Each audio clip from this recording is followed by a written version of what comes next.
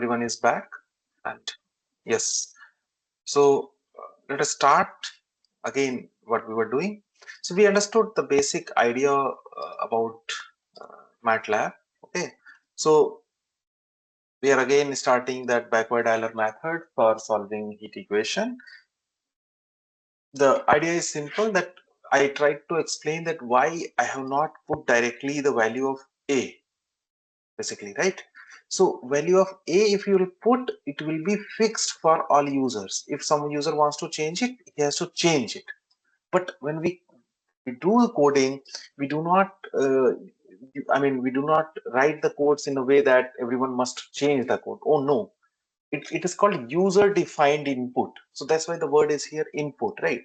So if I want to use 0, I'll put 0. If I want to use -1, I'll put -1. This is my choice, right? So if I have to just put it equals to 0, then some other person wants to do some coding, he has to look carefully and he has to change it. And believe me, if the code is very long, it is very difficult to change the codes by some persons, right? Because someone has done it in his own way, so it is very difficult. So again, the same thing.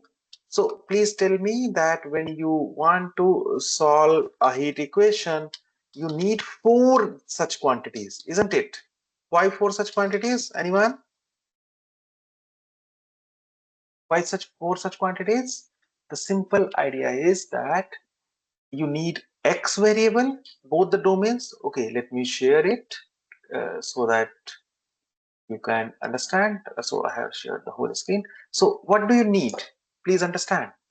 You need this and this. So you need this 0 to 1 and this 0 to 0.1 or whatever. Not 0.1 is fixed and nothing is fixed, right? So in problem it will be given that what is your X and what is your T, but it's okay. T you can vary. Suppose you want solution at 0.1, so you will take till 0 to 0.1. Suppose you want solution at 0.2, so you take T from 0 to 0.2.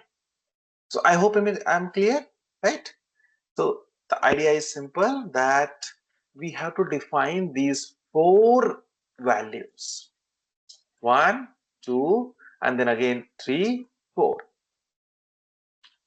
Right enough, everyone? Good. So the idea is we defined all these 4 values A, B, C, D. So basically these are the boundaries of X direction and T direction. Everyone comfortable till here? Right? Everyone comfortable till here? So now why this slash n is written there?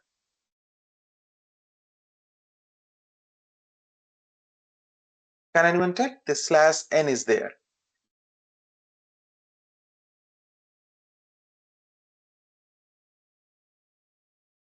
So slash n is basically if you just run it. Okay, I have run it. So you see here,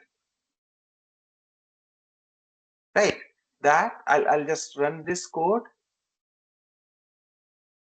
Okay, so now just okay, suppose I want to break this code here from here.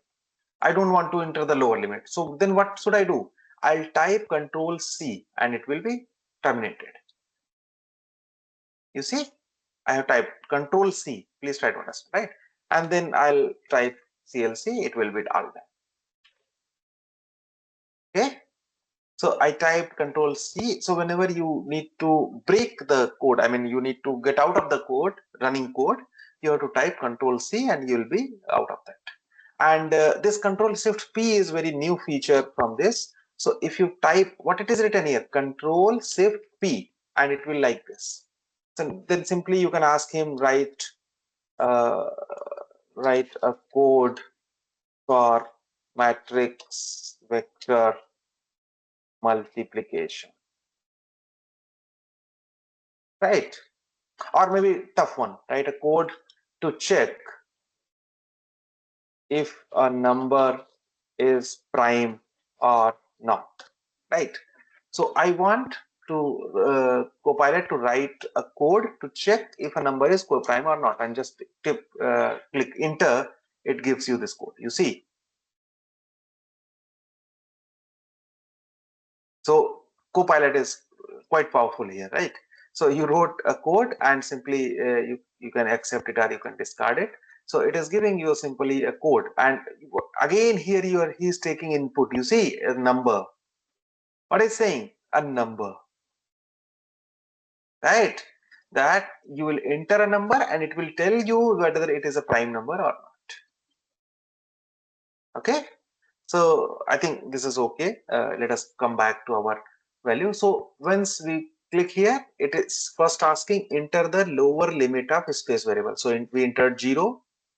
Then in the slash n, basically it says you, suppose I don't, okay, yeah. So it, and upper limit, suppose 1.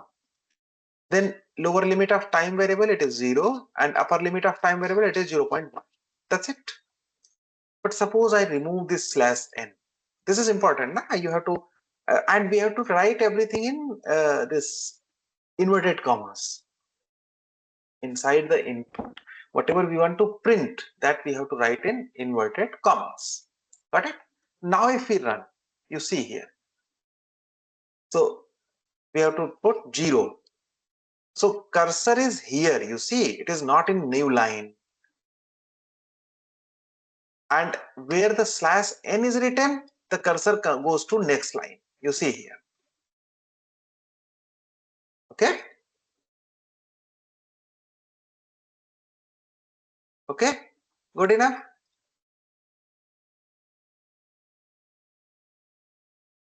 So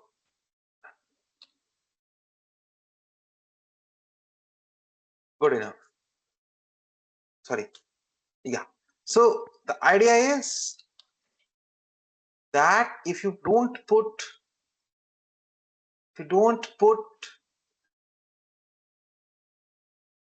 slash n here, it will be a bit weird. Nothing else. There is nothing wrong in it, right? But here it gives you very clear. You see, he is saying enter the lower limit, and it is coming in the next line 0. Then enter the upper limit of space variable 1. Then enter the lower limit of space time variable 0. Enter the lower limit of upper limit of time variable 0.1. Done. That's it. So I hope the code is still here. We are having clarity about the code, right? Now, what is next? What is next? You see here, we are solving this by numerical method. So we must, okay, let me erase it a bit and do it in a very proper way. So we are going to solve it using backward Euler method. The idea is clear that we have defined a grid. What is the grid? 0 to 1 and 0 to 0.1. This is our grid. Agree? This is our domain. Now the question is, in how many parts you want to divide this, and in how many parts you want to divide this. Agree, everyone? We discussed yesterday in the lecture that it is crucial that in how many parts you want to divide X domain, and in how many parts you want to divide Y domain, T domain. Agree. So again we should ask the same. Again we should ask the same, that n is number of partitions in space variable. Okay, and m is number of partitions in time variable. Is that clear to everyone? Right. So again, I'll run it. So please be clear. If I run it, that means what? It will again start from beginning. It will again start from beginning. It's not like it will ask you N and M directly. No. So it is like it starts from beginning. It will ask you everything. Then lower limit space lower limit, that is 0, 1, 0, 0.1. Then suppose I want 16, or maybe even a smaller one, 8 number of partitions in space variable. Okay, 8 number of partitions in X direction, and suppose 16 number of partitions in T direction. That's it. I hope I'm clear, right? So suppose we want 8 number of partitions in space variable, 16 number of partitions in T variable, and we entered. So what MATLAB has done till now? MATLAB has created a grid. What kind of grid? In this dimension, right? This is t time, this is t time variable, this is space variable, right? Here it has created 8 number of partitions, 8, right? And here it has created 16.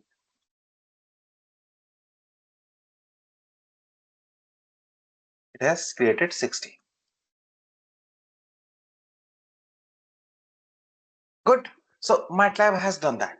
We have provided this information. MATLAB has done that. Agree till here? Okay. So this is done by MATLAB. Now next, what are the points on X? What are the points on X? If we divide 0 to 1 by in 8 partitions, tell me. Anyone? So MATLAB should know that. What are the points on X? So this is the command for points on X. You see, you run it. And you give all the details: lower limit 0, upper limit 1, lower limit 0, upper limit 0.1. In X dimension, we want to give 8 points. In T dimension, we want to have 16 points. Now X, you see here, 8 partitions. So the first will be 0.125, right? 0.125, then 0.25, then 0.375, then this is 0.5, right? And then so on. Without entering the data, how the values are getting generated? No, we have entered the data. This is the command, Jakishan. This is the command X. Linspace is the command. What linspace is doing? Linspace is the command that MATLAB will divide A to B in 9 number of points. Did you get now? You see 1, 2, 3, 4, 5, 6, 7, 8, 9. So this, like rand, this linspace is also a function in MATLAB. You see here.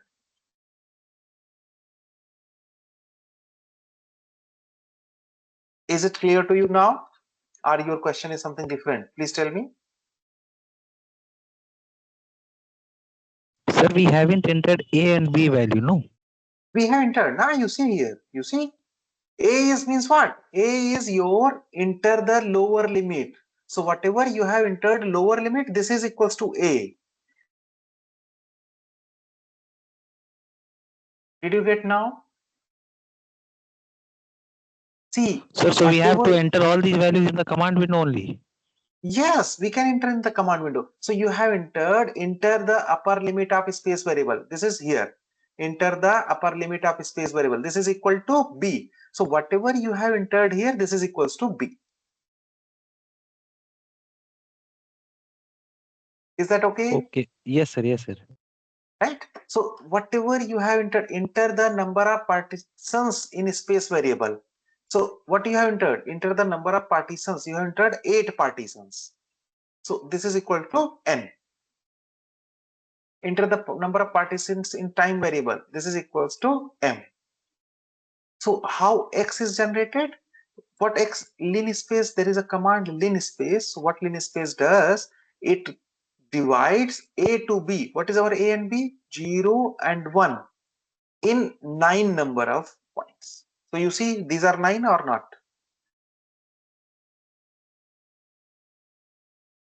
Is it Yes, clear sir. to you now? Yes, now it is crystal clear, I hope. Yeah, yes. Yeah, thank you. So now the idea is simple, that we have defined X and T. What X and T? That how, I mean, you see this, we have defined this. Okay, what is this point, this point, this point, this point? Now in the same way we have defined what is this point, this point, this point, this point, all these points, right? We should know the value, isn't it? If we don't know the value, then how will we know this value, this point? This green dot we will know only if we know this one and we know this one. Agree? So in this way, if we run it, again we will enter space 0, 1, 0, 0.1. In space variable we need 8. In time variable we need suppose 16. And now you see here, x is this, t is this. Everyone, what we realized from here, that x, it has divided from 0 to 1 in 9 number of points, and t, it has divided 0 to 0.1 in 17 number of points. Because if you divide in 17 number of points, then only it will be, see, suppose you want to create 0 to 1 3 partitions. Suppose you want to have 3 partitions. 3 partitions, please be clear, right? So how many points you have to divide? 4 points. Then only you will have 3 points in the first point, second point, third point, fourth point. And then if you divide in 4 number of points, then you will have 3 partitions. 1 partition, 2 partition, 3 partition. Am I 100% clear? Right? So this is the idea, that why we divided in 9 points and why we divided in 17 points. Jakishan, is it okay? Others also they can tell, like whosoever is attending it, so they can, yeah. Okay, fine. So the idea is simple, that we have generated the grid. So till here, what we have done? We have generated the grid. We know that in how many points are in x direction, how many points are in t direction, what is exactly each point is. Right? We know that. Now, if you see, if you go to this, in this, I mean, here you see, we need delta x, we need delta t. What is delta x, delta t? I told you in that figure, right? Let me go back to that figure, and yes, this is,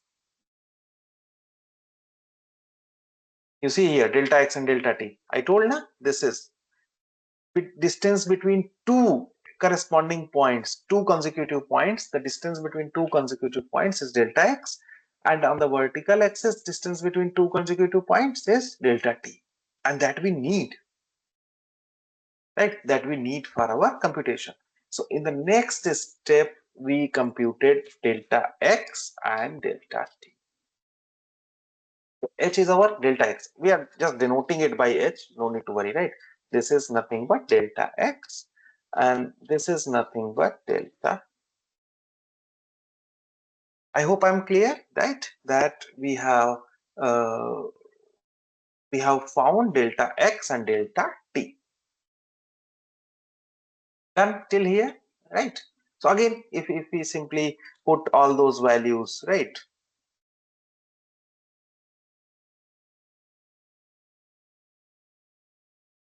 So here we know now h also, here we know now k also.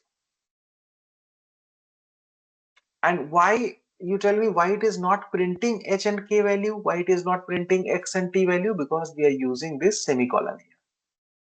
We are using here this semicolon. If we don't use this semicolon, it will give us automatically. Then we don't need to write h and k. Right? Let us do it. I'll remove these semicolons. Right? And now you do this.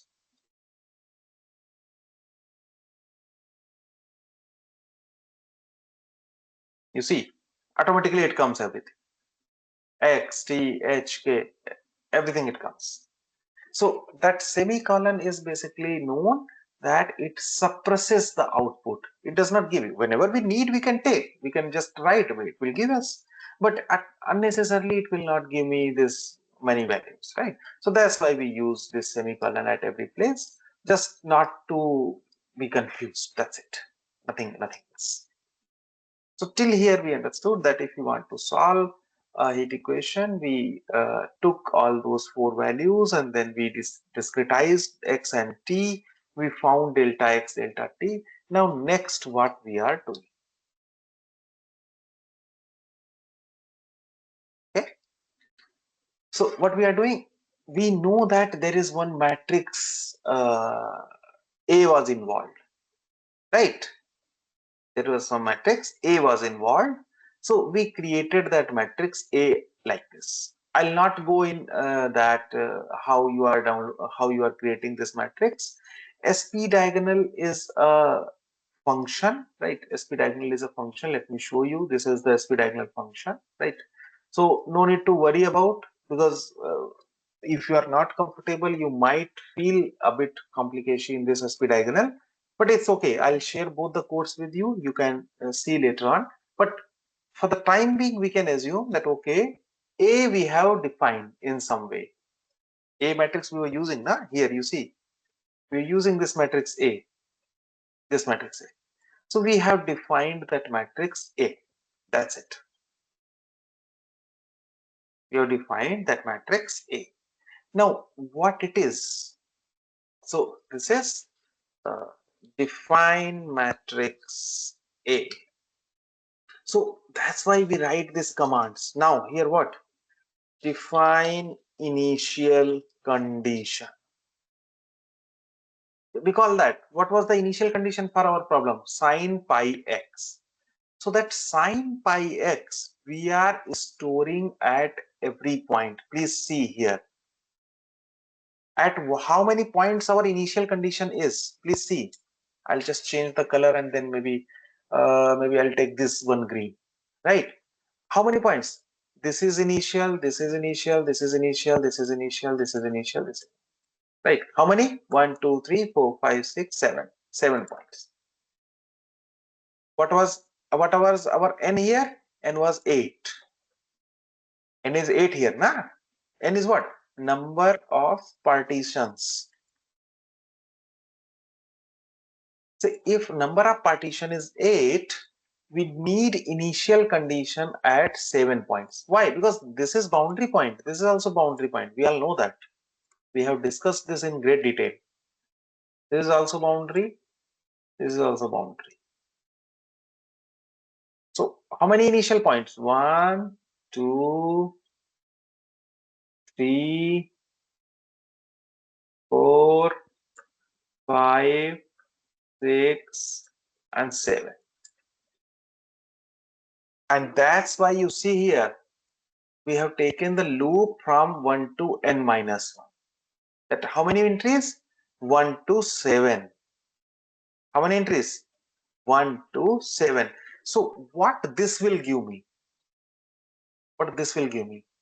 This will give me actually a vector u of initial conditions. Basically, the value of u at these points. So this will give me u value of u at these 7 points. Got it? This command. So let us see how it gives us. Let us see. Okay. So we run it. We gave lower limit 0, upper limit 1, time lower limit 0, upper limit 0.1, number of space variable 8, number of time variable 16, and then we put u. You see here, it is giving you the value of u. How many values? 7. 1, 2, 3, 4, 5, 6, 7. Because we know in the last lecture that if we want to compute u here, we need these 7 values. Agree? We need these 7 values. Okay, we need these boundary values also. It's not only we need these initial values, but we first store these initial values, then we will see boundary values also. I hope I'm clear till here. Now it comes this next thing. What we are going to do here?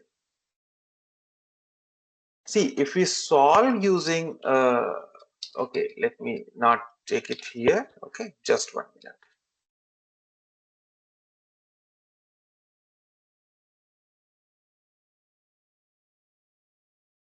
Okay.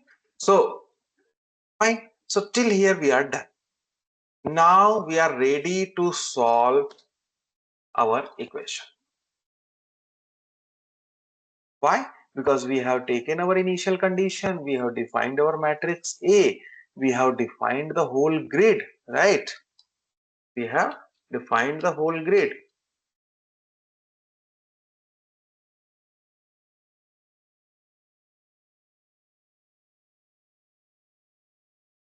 Agree? So now we are ready to solve our equation. So please see everyone, how do we solve? Again, we are inputting something because this code I made it for general, right? So suppose your equation is not ut equals to uxx. Suppose here something is there, right? 2 is there, 4 is there here, right? You see, here there might be something. So still this code will work, right? This is a general code. Suppose ut equals to 2xx, 2uxx, ut equals to 5uxx. No, not a problem. What you do? You put alpha equals to here 5. So what I'm giving you the code, that is general code for heat equation. Any heat equation you have, you can simply apply this code. Because why I have given you? Can anyone justify? You see here, when you convert black souls to heat equation, you do not get ut equals to uxx. You get some constant here, right? So what you put alpha equals to sigma square by 2. That's it. So suppose we are solving this equation, but you can solve this equation just by putting alpha equals to sigma square by 2.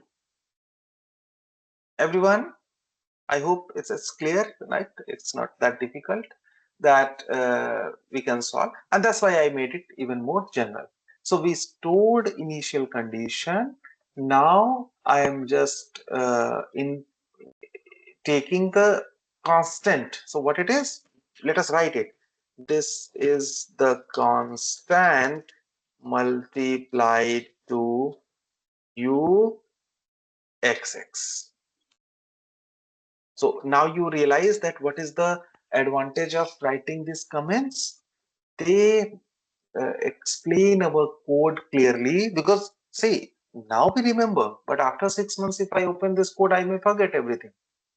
So if you write the code, my suggestion is always write lots and lots of comments. It's not only that, there is nothing harm, right? It only takes some time, but if you write these comments, you will never forget later on whenever you need it. Okay, so now we are defining, yesterday also we defined this r equals to delta t by delta x square. You see here, delta t by delta x square. And then we are going for I equals to 1 to m. M is what? Number of time steps.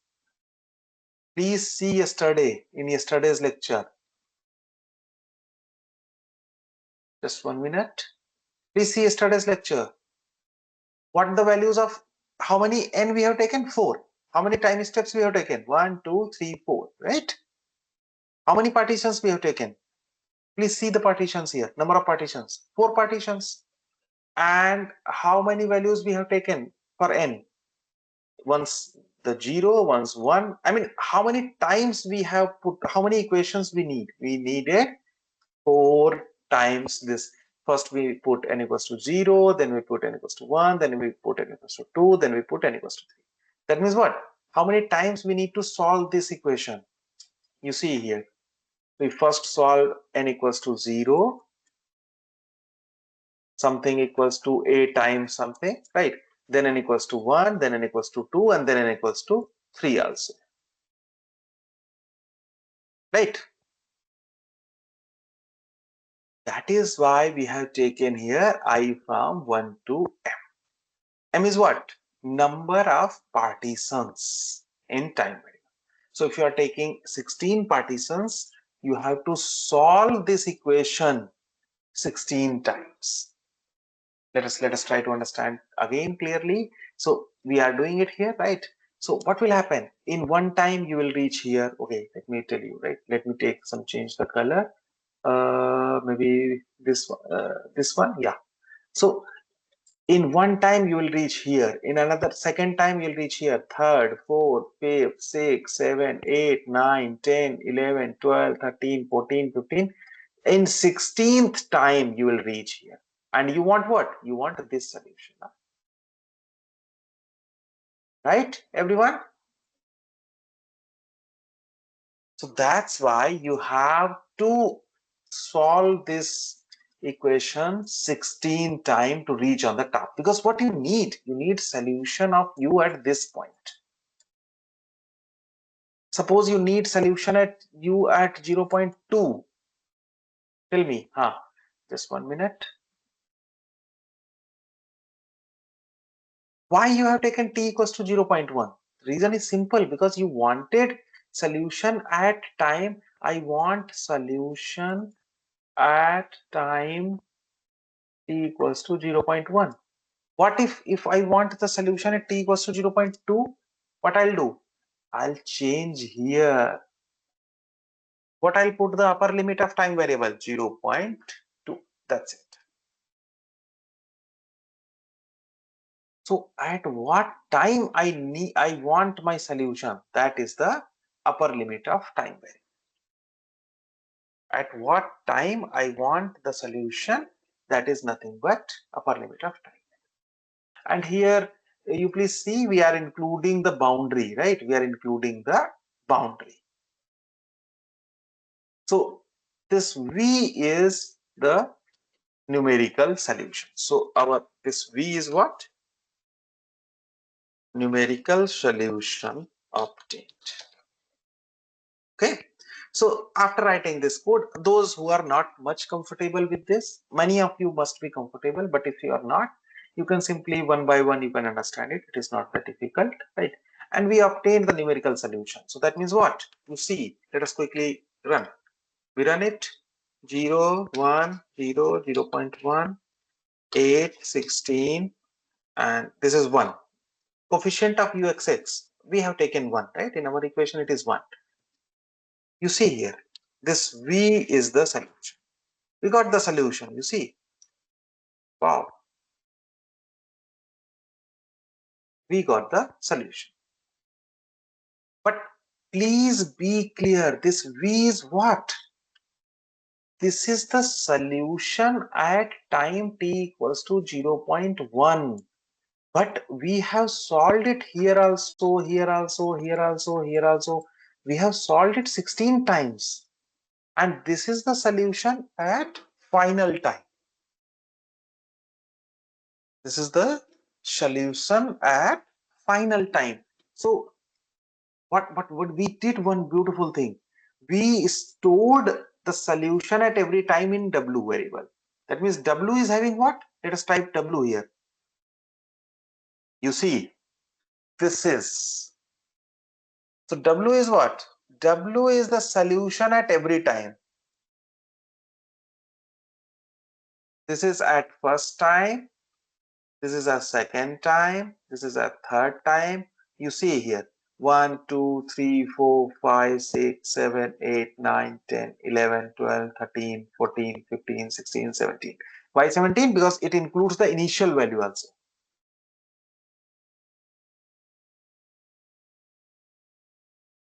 Okay.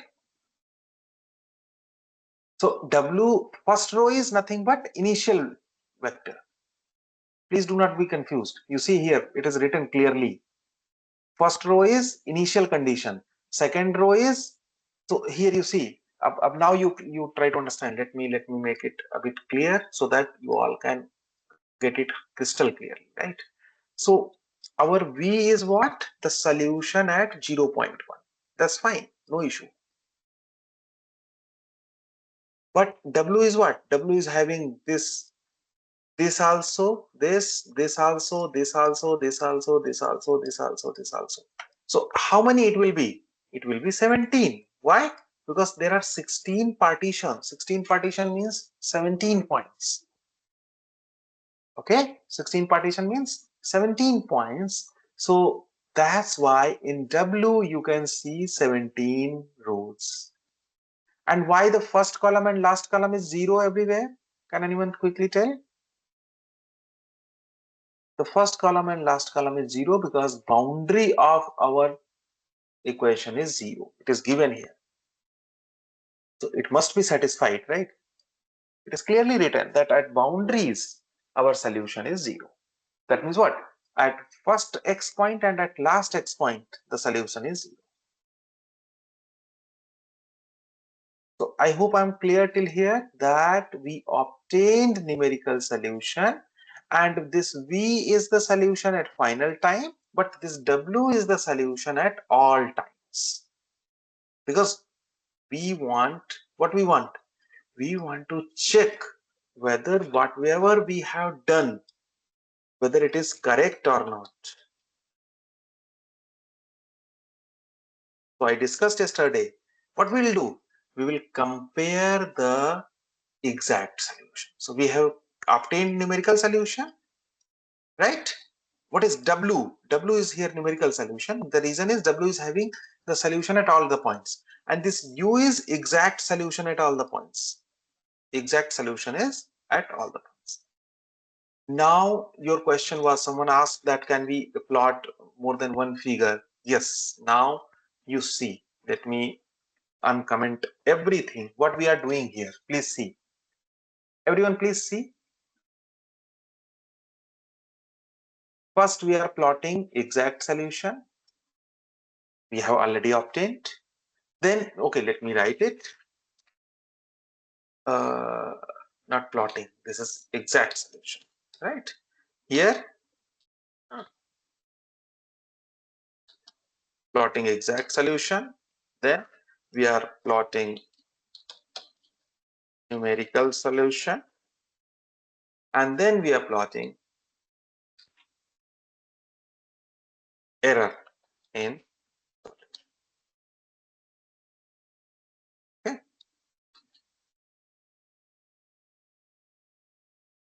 Right. So what we did, we understood that how to plot exact solution. There is a command which is called surf command. Okay. So surf command is plotting three-dimensional. What does it mean? Let's see here.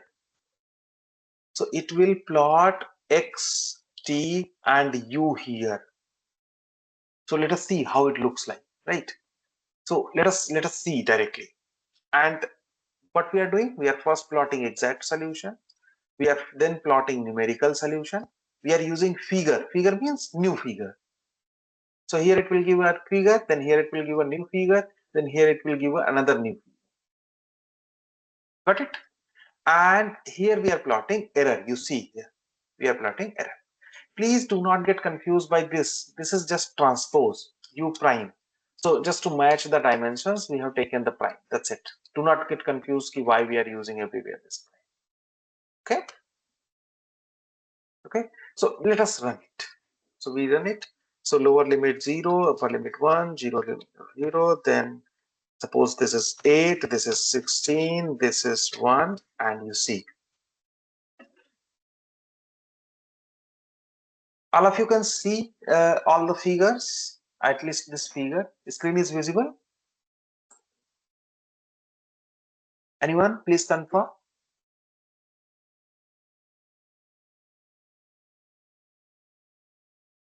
Yes, thank you. Yeah, thank you. So let us go one by one. Figure 1. What was figure 1? This is exact solution. It is written here, you see. This is our time. Please see, it is time or not. You see 0 to 0.1. Right? 0 to 0.1. And what is space? 0 to 1. X.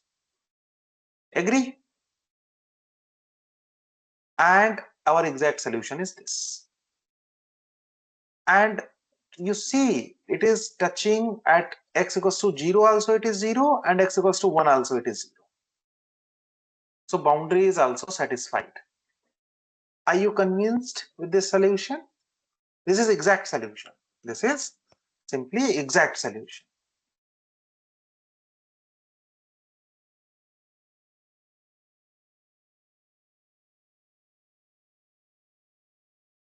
Okay. So this is simply exact solution. Now let us see numerical solution. Oh, it also looks like the same,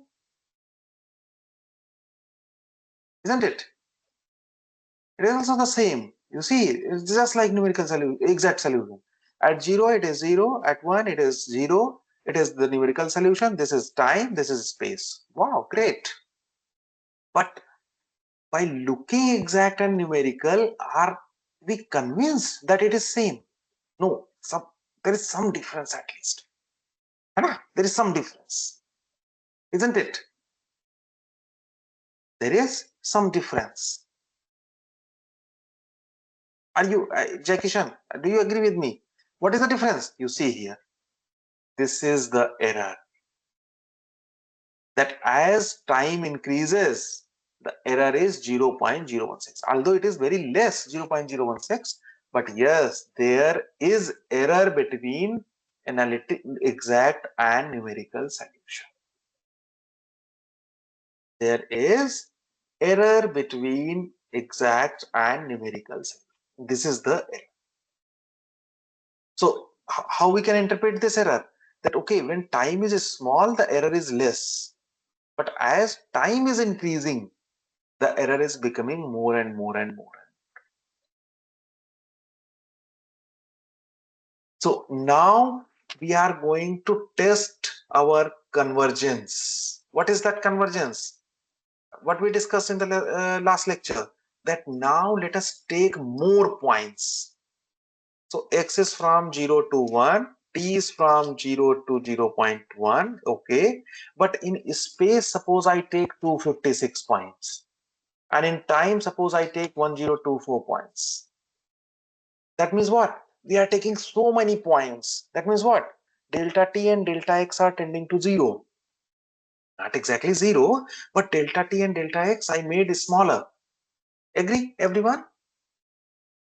Delta t and delta x I made smaller. Then what will happen? Let us see. Coefficient of uxx is 1. And now you see. See the error. What is the error now? Figures are same. This is exact solution. This is numerical solution. What is the error now? Anyone?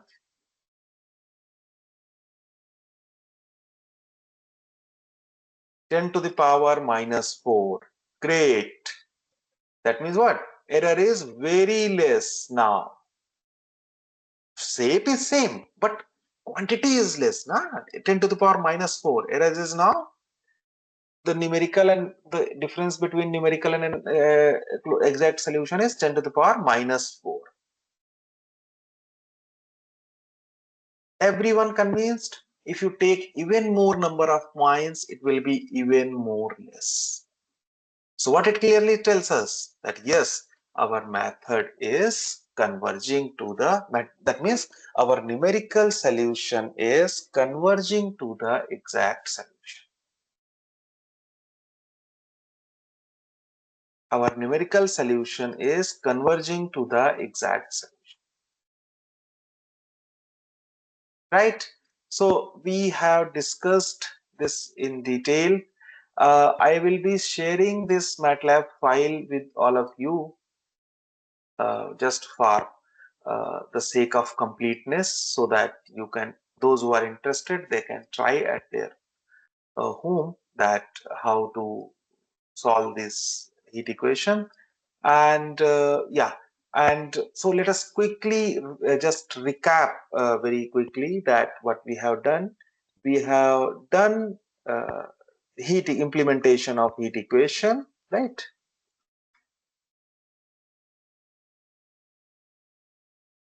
Right. What you can try for Black-Scholes equation. There is not much difference. That you can simply, there are two derivatives. One is second derivative, one is first derivative. But the idea is similar, right? So it can be easily extended to, right, easily extended to BSPD. Okay. This is all we will do today, and so what we have done in the numerical aspect in this course, we have understood finite difference approximation, we have understood the very basic structure, how to implement each and every point we try to understand, and we solved a heat equation by backward also, by forward difference also, that we did. And then I'll be sharing this lecture, I mean, whatever the PDF and the codes are there. Uh, in the next lecture, I have tomorrow one lecture. In that lecture, we'll be doing the application of machine learning in option pricing problem, right? And after my lecture, there'll be now after half an hour, the lecture by Professor Obeck is there. I request everyone to please join